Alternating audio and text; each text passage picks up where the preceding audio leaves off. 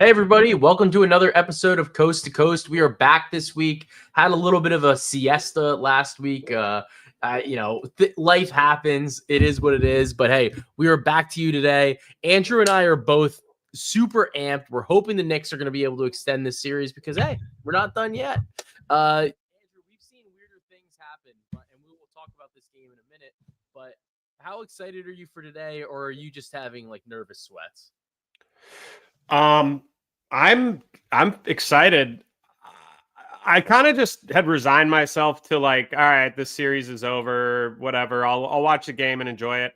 And then I let kind of life, get in the way. And then I kind of revisited the game, right? Looked at my numbers, checked some things, and was like, oh, we're live here. I'm so not to spoil best bets, but I think we got some life here. It hasn't looked great. I kind of, like I said, I ignored the game, so the nerves haven't been too high until honestly, like, I don't know, 15, 20, 30 minutes ago, and now I'm amped. I threw the Spreewell jersey on. I had to, which is, bare chesting a basketball jersey when you're a white guy that doesn't just live in the gym is it's always it's not always the best move, but I'm feeling good, man. Spreewell giving them the edge. I feel good about our chances. How are you feeling?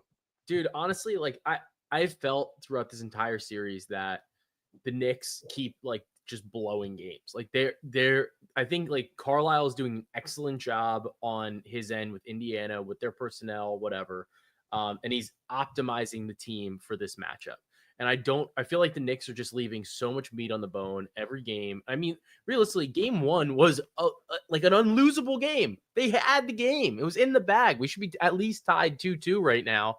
And 2-2 right now. And like, we're not. So Right. it's a little disappointing. But it kind of is what it is. So I want to talk about a couple things first before we get into the game tonight. And, looking back at the fact that the Minnesota Timberwolves just lost to the Oklahoma City Thunder, you see the Thunder progress to the NBA Finals, and the Thunder just beat the shit out of the Timberwolves. Looking back at that last round match against the Nuggets, do you think that the Nuggets were maybe the toughest matchup that Oklahoma City was ever going to face during these postseason, during these playoffs? And are you more impressed with Jokic now because he forced the 7-game series here? Yeah, I mean, it's tough to be more impressed with Jokic after honestly kind of a disappointing series from him, like overall. But and just like how how I think we both feel about him as a player. But yeah, it really is feeling like maybe Denver, maybe that was the finals, or at least the Western Conference Finals was that Denver OKC series. I mean, they did a great job of limiting Jokic, but meaning OKC did a great job of limiting Jokic by throwing two at him and just mucking up the paint. And the fact that they kind of survived all that, given how well they played him and how much they were able to kind of take the ball out of his hands and force him, either force him to score or, make him a scorer or limit his scoring depending on kind of the matchup and the adjustments that Denver was making. It really is. I really did come away more impressed with Jokic, despite kind of the disappointing overall numbers, relative to him. Of course, he's it almost makes it feel like Denver is actually closer than some of these other teams were to making another NBA Finals, just given the fact that you have Jokic. So maybe you move a couple pieces around. Aaron Gordon obviously was hurt for Game 7, so that didn't help do them any favors. But I think the questions are more around like Jamal Murray, Michael Porter Jr., and then some of the depth as well. So really, really interesting. But when you look at this Minnesota Timberwolves season, right, they were eliminated once again in the Western Conference Finals. When you look at a player like Anthony Edwards, do you think that he has the ability to, like take it up another notch? Like, do we think that he is more in the MVP type of ilk with, with Shea, let's not say Jokic, but like with Shea, with like a Luka, with like the way LeBron steps up in the postseason? Or are we thinking of him as a little bit closer to, like, not that he's a bad player, but are we thinking about him more closely to, say, like a Devin Booker, where you kind of look at it and you go, I don't know if this team would ever be good enough to win with him as the best player on the team? I definitely think because of Ant's mixture of defense and shooting and offensive bag, like he can pass. He's not an incredible passer, but he's definitely capable of making the right pass at times. But I think he is not there yet, right? I think we kind of have this idea that he's a finished product, or that because he's been to the Western Conference Finals as the best player on his team last 2 years in a row, I think, but kind of gotten embarrassed in both instances. There's kind of this instinct to be like, oh, I don't know if he's that guy, or I don't know if he's that, he has it in him. And I think it's important to, and I did this myself. I'm guilty of this, of not realizing that he's 23 years old still. Yep, that's so the thing. yeah, where he's at for his age is, I think he's definitely someday in the MVP conversation. He obviously has to improve and change a few things about his attitude and game. But those are easy fixes that I have no doubt that he could, if he wanted to. He seems like that intense kind of, competitor that will make those changes. Yeah, I agree. I mean, he's still so young. I mean, he's closer to 24 than to 23, if that kind of makes sense right now. But still, that next season he's going to be 24 for the entirety of the season. He's a younger player. And there is a lot of engine still there. There's still a lot of potential still there that's untapped. So they're going to have an interesting offseason. They have a number of different players and maybe a number of different directions that they can go in. They obviously still have Gobert on that monster. Well, the new contract's actually better, but they do have some questions surrounding Julius Randle. Like, what do you want to do with him? Do you want to keep him? Yeah. Do you want to try to spin him? Like, what is the situation that you're going to do and that you're going to have from there? So really, really interesting season for the Minnesota Timberwolves. I think you have to consider, all things being equal, that this should be considered a win, I think, on the season overall for the franchise. I mean, you traded Karl Anthony Towns for money reasons at the end of the day, and you still were able to make the Western Conference Finals, which is where you were last year. So I think overall it was a decent season for Minnesota, even though they did ultimately come up a little bit short. Looking at Oklahoma City, this has been like an absolute stampede to the NBA Finals. They're minus 750 to win the finals right now, regardless of what happens in Indiana or New York. Do you think either of these teams really have a real chance to beat Oklahoma City? Because now they're going to be rested. They're going to have a rest advantage. I mean, just by virtue even of a day, if the Pacers close it out tonight. But that team looks so good, so deep, and they're great on both sides of the ball. Yeah, I think I hate to say it, man. I know I'm just doused in Knicks gear right now, but I do think that the Pacers have the best chance of kind of giving OKC a fight. Yeah. They are, and in many ways they're kind of like polar opposites of each other. The OKC and Indiana. OKC is a team that relies heavily on their defense and causing turnovers that leads to offense, right? Their half-court offense is led by someone in Shai Gilgeous-Alexander, who is a dominant offensive player in the half court and in the mid-range, and he's someone that gets fouled and gets to the line a lot. Now, on the flip side, you have the Pacers, who do not turn the ball over at all. So I wonder if that, I think that's a massive leg up for the Pacers, where they're not going to get these, the OKC is potentially not going to get these like easy baskets on the fast break that they've been getting against teams like Minnesota and Denver. Even kind of had problems with that. So, I wonder, that part is kind of exciting to me. If the Pacers close this out and go to the finals, I actually do think this is a interesting matchup with the depth that the Pacers have, the depth that OKC has. They're kind of one team heavily focused on defense, one team heavily focused on offense, and really elite the last two seasons on either end, respectively. And just the Pacers with that offensive energy and that relentless just getting out in transition, even when there's not a like after a basket, just turning it into transition somehow.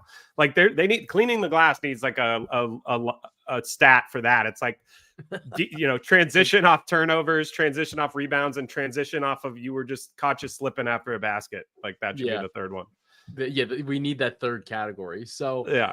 Right now, I have some nice Knicks tickets. I do have like a little bit on the Pacers at some long numbers, and I have some great Oklahoma City positions from actually preseason. There was a special that I loved on DraftKings. Ooh. It was basically for J-Dub to average 20 points and for the Thunder to win the title at 10-1. So the odds have never been 10-1, and I felt that was a free little bonus for him to get average 20 plus without Giddy this season. So I'm sitting on some nice positions. What are you looking at, or like what's your best outcome here? I know you're in some trials and tribulations with some of your Oklahoma City futures. Yeah, we don't have to get into that, but yes, I do have some OKC futures. Even trials and tribulations aside, not enough really. I was kind of betting pretty heavily in the, November and December. And, I put in a couple solid, substantial bets in then. But I never quite bought the playoff medal of theirs. And I certainly valued Caruso and Hartenstein. Like those are incredible signings for them. Truly like the perfect pieces to the puzzle. I honestly probably should have seen it coming a little bit more. Like I said, I did put in futures for them, but probably not as heavily as I should have, given all the signs pointing to them being elite. And they, So I loaded up heavily on the regular season stuff. I was kind of tepid on the full season, but I do have some nice positions there. I do stand to win several units if the Pacers pull this off and beat the Knicks. I got them 35-1 to win the East.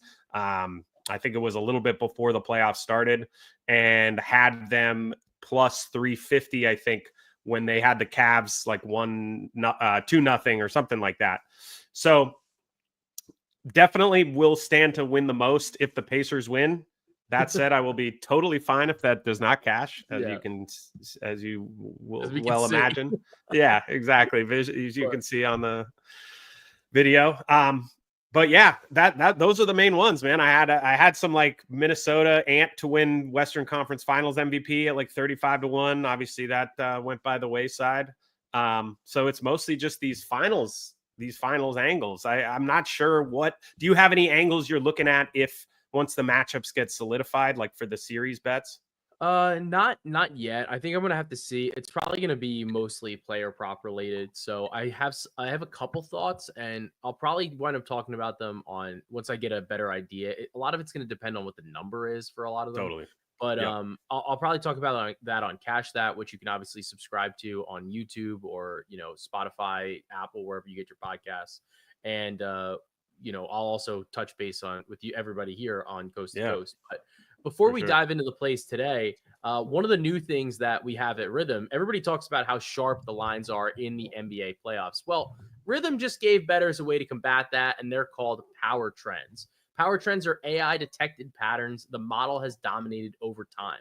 Like when unders on rebounds hit at a 63% clip in props with similar odds and win probabilities. So you'll see why the bet is being recommended, all backed by data and Rhythm's AI models. If you want to win more during these NBA playoffs, power trends are your answer, and you got to check them out. They're only on the Rhythm app. So, Andrew, I've been using power trends obviously throughout the playoffs because we had some early access to power trends, but we got a number of them for today's game.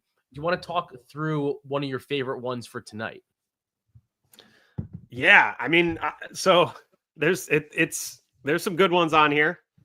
I always kind of prefer when it's an over for the ones that some of the ones that we've looked at or that we have here. Right now we've got Halliburton under 3.5 threes. It's pretty juiced to the under. Yeah. So I mean, we'll talk that one over. I think you got a better perspective on that than I do. I was on that for last game because of the power trend angle. The 3-pointers and the rebounds have been the most profitable for power trends so far that I've tracked, at least.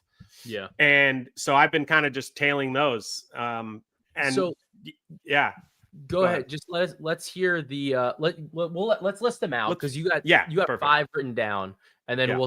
we'll each pick our favorite one. Perfect. So we got Halliburton under 3.5, juice to like -175.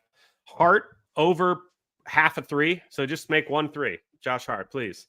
-146. And then we got Brunson over 3.5 rebounds plus 128. Cat under 11.5 rebounds -132. And Josh Hart under 8.5 rebounds plus 110. Which of those sticks out to you, Joe?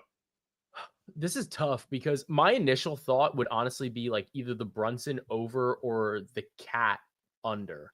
I don't know how Cat's like knee is. I know he's playing, but there was like no chance he was going to miss this game, right? Right. So I'm interested in that. And then obviously Brunson, I think he might play extended minutes today in an elimination game. So I like how that one's aligning for us there. For some of our trends related to that, though, part of what Rhythm's looking at is we're looking at, in terms of the trends, we're looking at rebounds. There's about a 10 to 20% difference to market. That's the range that we're looking at. And then for Brunson props. So there's a 14 bet sample size for this. 64% of the time it's hit. So it's going 9 and 5.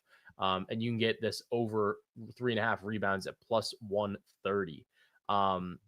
Andrew, what's your favorite of these? Yeah, I was looking at the Cat under as well, just because of that knee. I mean, it's like you said, he's going to play, but we don't know. Like maybe he's just going to be kind of a decoy sitting on the 3-point line. Like he might not be down under, kind of grabbing boards like that. Not to mention he's, with Mitch moving to the starting lineup, that's another rebounder, an elite rebounder that's kind of taken away rebound chances from Cat. So I think of all of them, I kind of like the Cat under with the injury question mark and the new lineups. That said, Josh Hart 1-3 that hit last game. I think with him also, due to this lineup change, he's I think that's a little bit more beneficial to him, just because they've been kind of mixing him in with lineups where they can't just leave him as open. They're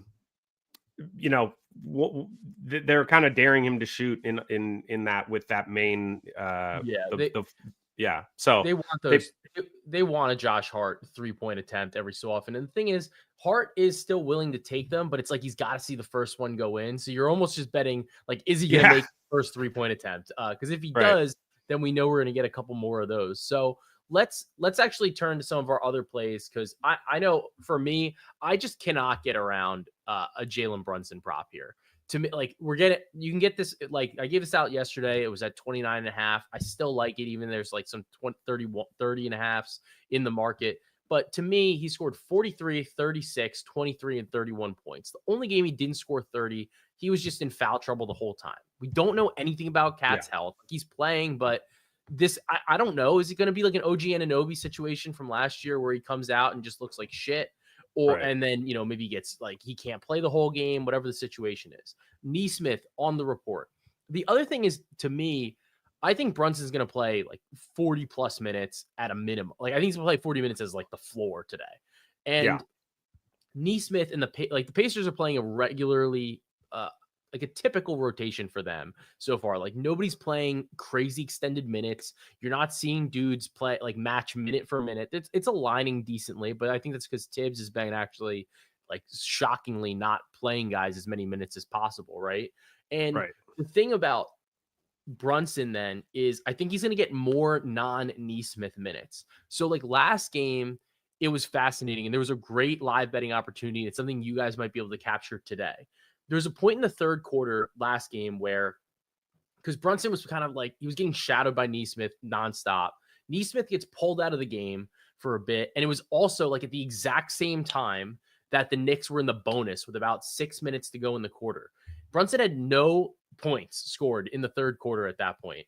I live bet 10 plus third quarter points, 12 plus third quarter points at like plus 260 and 12-1. And he finished the quarter with 13 points. And a lot of it had to do with the fact that he just absolutely cooked that ass with Andrew Nemhard and Ben Shepherd. They could not put a body in front of him. So look for some of those rotational spots where I think that there's going to be an uptick in those minutes where he's not playing on, like he's playing at the same time that Nesmith is on the bench. And that's going to help Brunson too. So I think you can get there anyway, even if Nesmith is kind of shadowing him. But the fact that I think that there's like a little bit more upside in this spot because it's a winner go to Cancun game for the Knicks, that I love this Brunson over at the 29.5. And we're getting like that milestone at the 30-point mark. What are you looking at today, Andrew? Because I know one of our guys in the comments is on Pacers money line.